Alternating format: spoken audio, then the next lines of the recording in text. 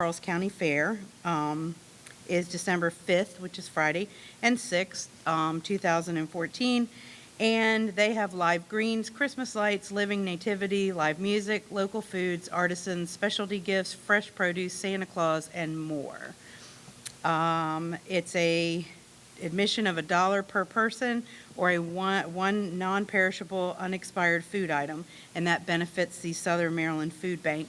And if I'm not mistaken, last year their initial event, I think they gave over 200 tons of food, I think they canned goods and whatnot that they donated, so it was a big success. If you have questions, you can call the Fair Board at 301-932-1234. And I believe I covered everything. That was it. Any questions? Okay, everybody get your papers out. We're having a quiz. Because I know getting the a couple pizza? people in here didn't pay attention. Pizza Oh, he for took pizza notes. night. Pizza nut? Yeah, pizza night. We usually get it, well, I don't know. I'll probably do Domino's up in Bryan's Road. It's Obia, that's a little too expensive for kids, excuse me. But we usually do Domino's or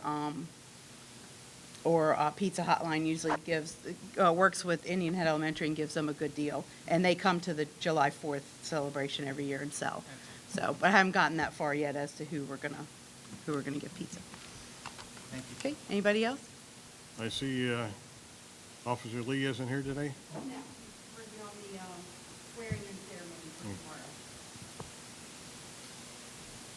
Then we'll catch up with the community policing report in January. We have no briefings tonight, so we'll move on to presentations, recognitions, resolutions, ordinances, petitions. We have a proclamation this evening for Childhood Cancer Awareness Week. Annie, would you read the proclamation? Whereas the American Cancer Fund for Children and Kids Cancer Connection report cancer is the leading cause of death by disease among U.S. children between infancy and age 15, this tragic disease is detected in more than 15,000 of our country's young people each and every year.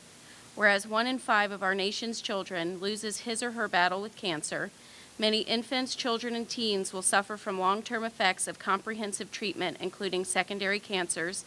And whereas founded over 20 years ago by Stephen Firestein, a member of the philanthropic Max Factor family, the American Cancer Fund for Children Incorporated and Kids Cancer Connection Incorporated are dedicated to helping these children and their families. And whereas the American Cancer Fund for Children and Kids Cancer Connection provide a variety of vital patient psychosocial services to children undergoing cancer treatment at National Cancer Institute / Department of Pediatric Oncology in Bethesda, Johns Hopkins Children's Hospital, Herman and Walter Samuelson Children's Hospital at Sinai in Baltimore, as well as participating hospitals throughout the country, thereby enhancing the quality of life for these children and their families. And whereas the American Cancer Fund for Children and Kids Cancer Connection also sponsor Courageous Kid Recognition Award ceremonies, community get well cards, and hospital celebrations in honor of a child's determination and bravery to fight the battle against childhood cancer. Now therefore be it proclaimed but that the mayor and council of the town of Indian Head, Maryland, do hereby recognize December 21st through December 27th as Childhood Cancer Awareness Week in the town of Indian Head. Thank you, Annie. Any questions, comments? None. Is there a motion to adopt the proclamation? Second. Anybody have any questions before we vote on the proclamation? Seeing none, all those in favor signify by saying aye. Aye. Opposed? The ayes have it. The proclamation is adopted and will become effective on December 21st.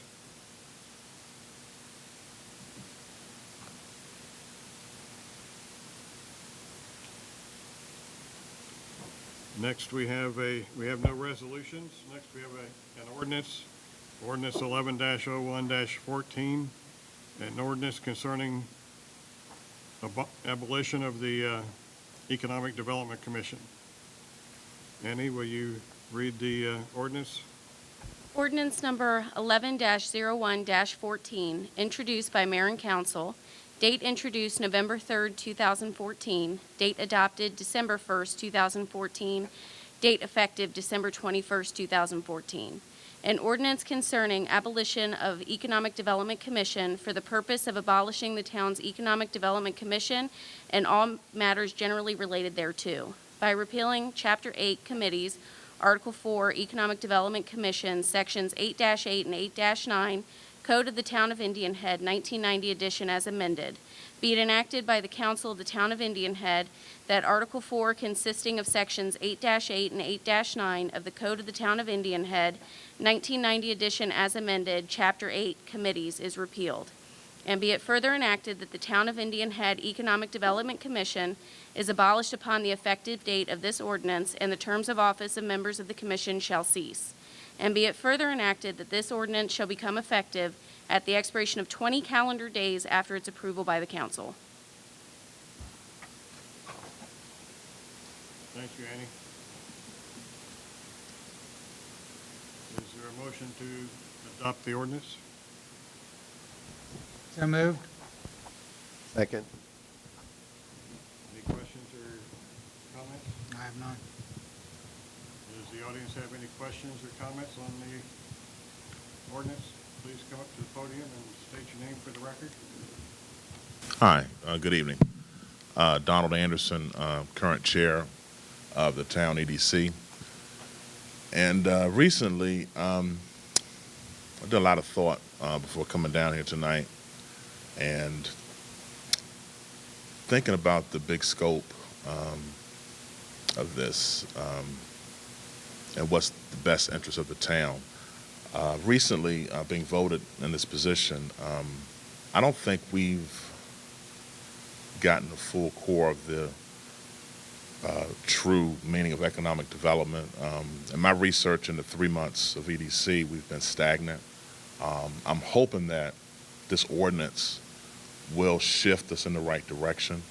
But before we go through with it, I really hope that there is a plan B to either look at other alternatives to assist the town via other areas of the county, whether it's through partnerships or marketing or what have you. We have not fully, and I've talked to different people in the commission, and I don't want to get into names and going through a bunch of rhetoric, but there are mixed emotions deeply, and people, especially business people that are concerned, they really want this to grow. But in my research, anything south of Accokeek has been stagnant for the past 10, 15 years. In the charter, the way it's written, there could be some things of improvement if we work together. There is a disconnect in the past 3 months since I've been chair. I don't know why. I was inherited a lot of things that I wasn't told about. And to be quite frank, I know we can do better if we work together, but for whatever reason, there is a disconnect. But if it's in the best interest of the town, then yes, I think we should do it, but we should have a plan B, which means that the Economic Development Commission is a vital part of this area, and to abolish it without a plan B is a disservice to the town.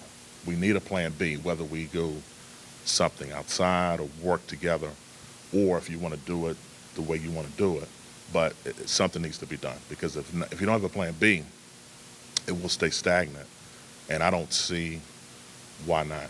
It's just a matter of working together. So my thing is having that plan and working with the commission, and I can assist if it's needed, or if you want to be assisted, but I know since I've been here, I've gotten mixed emotions from the committee members for whatever reason.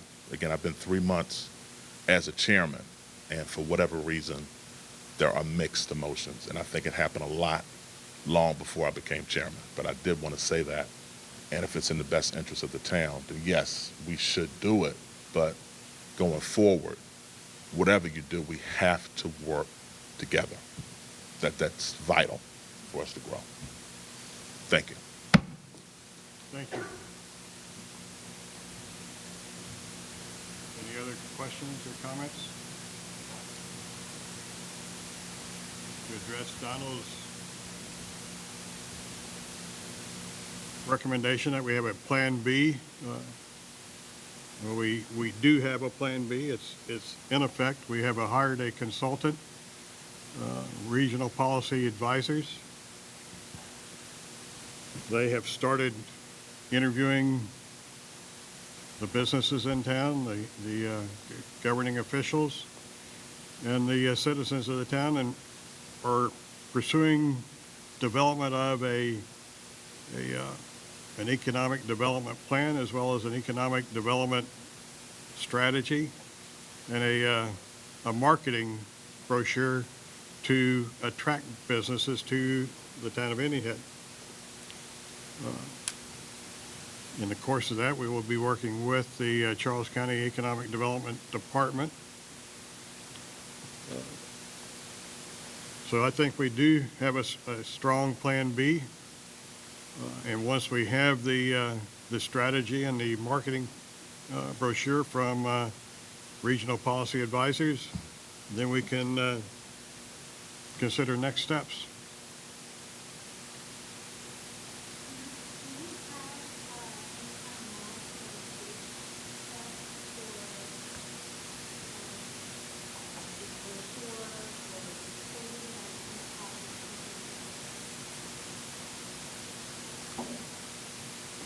We have some general ideas. We haven't established a milestone, a plan of action and milestones with specific dates.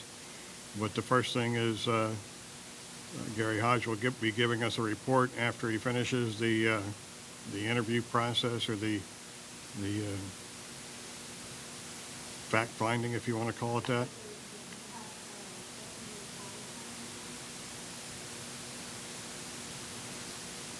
His work will progress over the course of now I guess the next 18 months to 21 months. It's a 2-year program with an option, it's a 1-year contract with an option for a second year. And in my mind, there need not be an end at the end of 2 years. But the idea is to have some definite deliverables and an action plan by the end of 2 years. We may then decide to continue with regional policy advisors to into the implementation phase. Yes, sir. State your name for the record, please. Okay. Some of this is engaged in professional source to help you develop an economic plan for the town. That sounds very, very good, but what is the overarching goal and objective and vision for the town of Kentucky? Because, and I'll kind of carry that question. If you don't have a clear understanding of what you'd like to see, then you could have professional analysis, market analysis, interviews of existing residents and business owners without a clear objective of knowing. If you don't know where to go on, how can you ever achieve it? And so, therefore, may I suggest outside commentary, if you give your consultant time, specific deadlines in the initial report, and if you are to implement any part of the plan, what is the return on investment of that implementation? What are you looking to see? I've seen things like this before in the past in other areas, and they just think to continue to generate a lot of reports, but there's no action, and you're spending money, and there's no return on investment. So I'm looking for increased revenue. I'm looking for increased population. I live in Acton, so whatever you do here may affect us up the street. And so you've got some great resources here. Are you looking to attract businesses? Well, as a businessman, I I'm looking for workers that are intelligent, educated. What's the source of that? You have workers, and you have housing, and then all the other support services that are there. So I'm just kind of interested in hearing that, but I was surprised by your answer that you're kind of just going through the motion, you have a 24-month contract. What do you get?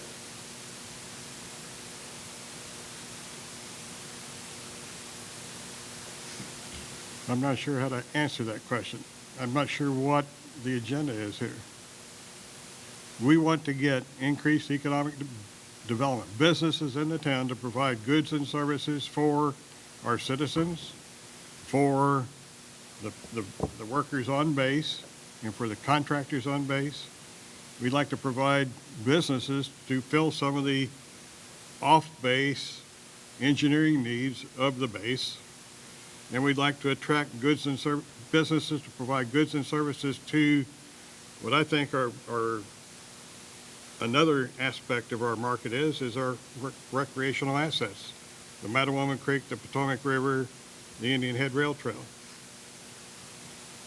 We need to draw people into town.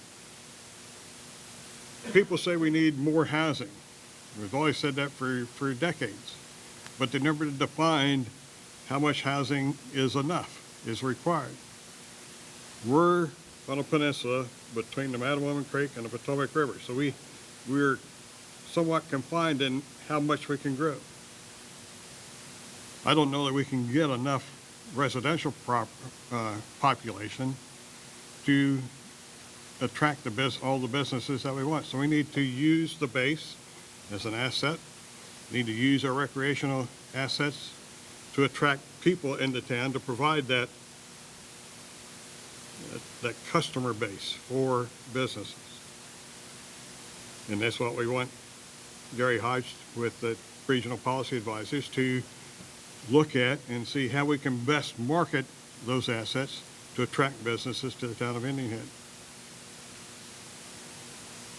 And our objectives for him is to provide us a strategy, a plan for what kinds of business do we want to attract, what are the most likely kind that we can be successful at, and how do we go about doing that. We've started with updating our website, and we've added a business page on our website that has a number of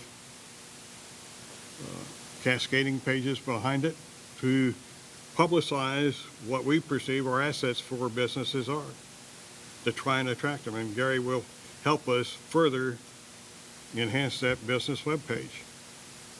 And then we need to actively go out and market to the businesses. And I think Charles County Economic Development Department can help us do that and help guide us on how to do that.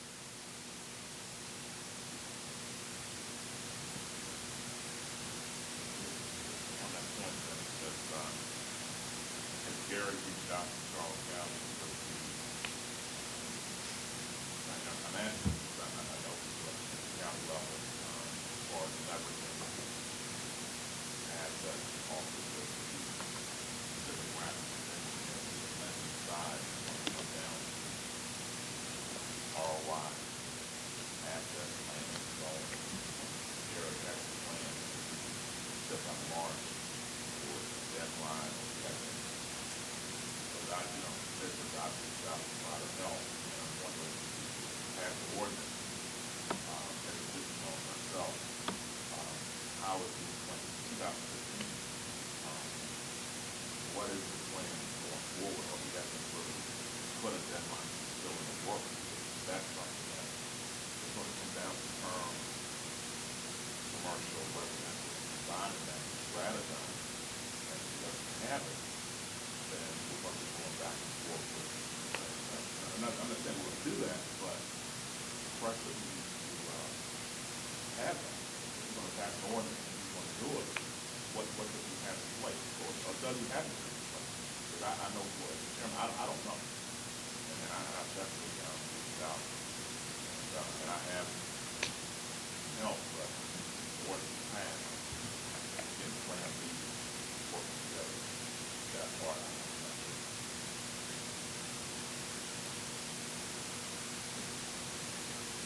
Gary has an excellent portfolio of network contacts, both municipal, county, state, and federal. Economic development as well as political. So, yes, has he contacted EDD? Yes, he has. He's contacted a number of people. And we're going to be reaching out to all of these county, state, federal agencies that can help us.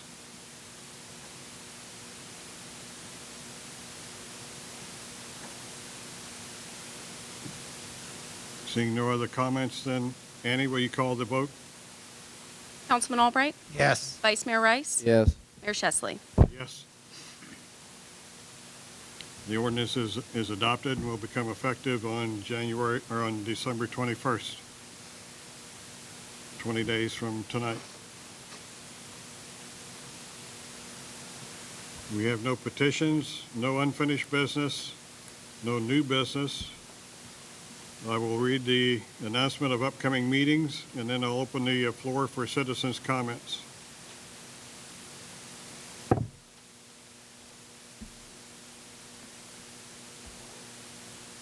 Community Activities Committee will have no meeting in December. They will have a number of activities scheduled and organized and managed by the Community Activities Committee, so they'll be more than busy during December. Planning Commission, no meeting in December. Indian Head Business Association, no meeting in December. Green Team, no meeting in December. As Karen mentioned earlier, the annual tree lighting program here at the Village Green Pavilion is scheduled for tomorrow, December 2nd, to begin at 7 p.m. The 20th annual Gingerbread